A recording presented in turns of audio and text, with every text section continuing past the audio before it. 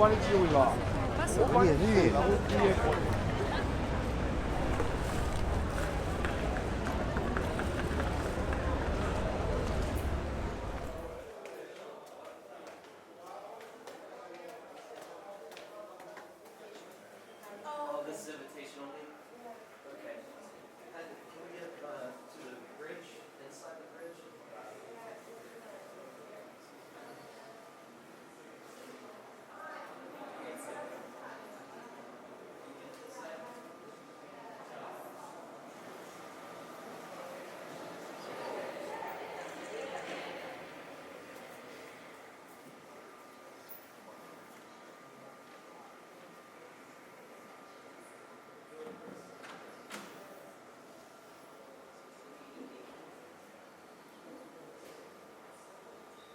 I would say my performance work show a different perspective of thinking about life, and this perspective all come from same precondition. And life is life sentence, and life is a passing time, and life is free thinking.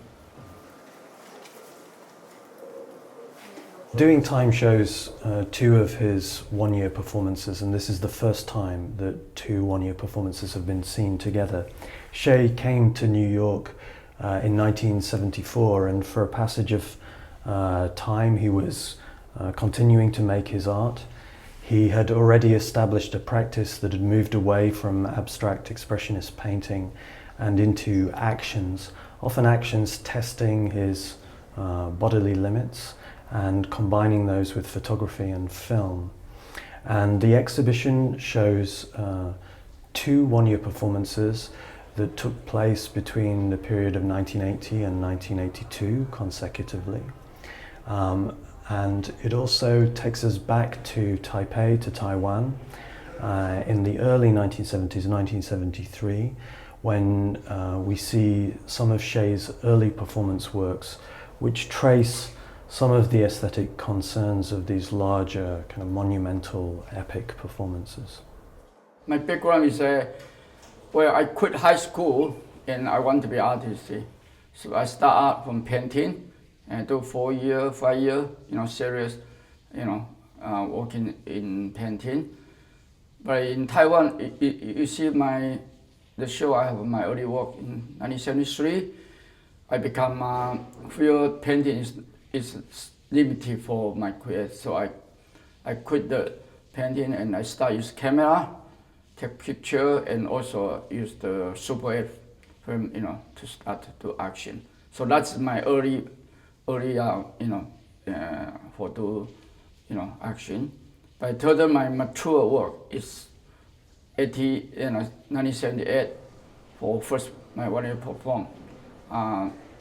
So I just use time is medium, content and material, and my body, to do the work. And second one year perform in 81 is I punch time clock every hour on the hour for 1 year. And third one year performance is 81, 82. I live in the street outside, in Manhattan for 1 year, never go inside. First piece, case piece actually is, if all my 1 year performed, I would say the case piece is a cornerstone. It's very important, that's the original. And so before that, 4 years, I've been near illegally and I live there 4 years. I just thinking and I don't feel what I can create, and because life is tough, so I just thinking. So I feel the time, is past and just thinking. Then I suddenly one day I find, just thinking past, the time and thinking process become peace work. So I make like 1 year is human, calculate of life, the circle, Earth circle, with sun 1 year. So that's good to talk about life, and so I make a form, to give the first piece, yeah. So that's my origin idea come from that. Well, if I answer you, you will feel it's, I'm from literature, like Dostoevsky, Russia, the writer, or the Franz Kafka, or the Albert Camus, the Sisyphus. In contemporary art, New York contemporary art, in my mother. That's where I answer. Yeah. It's a great question whether Hsieh is really seizing the day.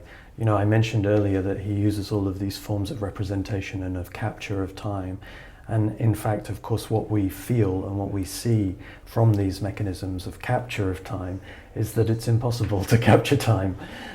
So we have this sense of lost time.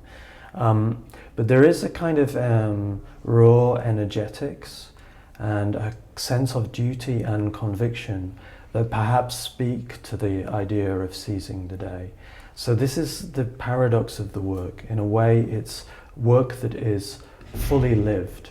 Art becomes life. They are life works. And what we see is Hsieh simply passing time. But he also, as well as using the present as well as making the present a subject, is really a kind of figure out of time.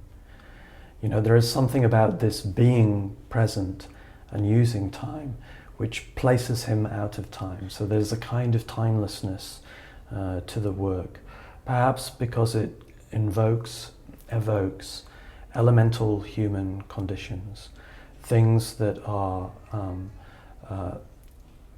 simple structures of every form of human existence, the need or the desire for shelter, the experience of work and of labour, or in later works with the rope piece, the necessity of relation. And each of these things is framed through this kind of dynamic tension between freedom and constraint. So we're always in this pull in Hsieh's work. Is he more free when he's outside on the street as someone who looks like a vagrant, who looks like a homeless person? Or is he more free when he's in the cage simply thinking and not communicating? Is that a kind of freedom? So what is the relationship between freedom and constraint is a question that is asked constantly in all of the different pieces in different ways. And this is a very important human question.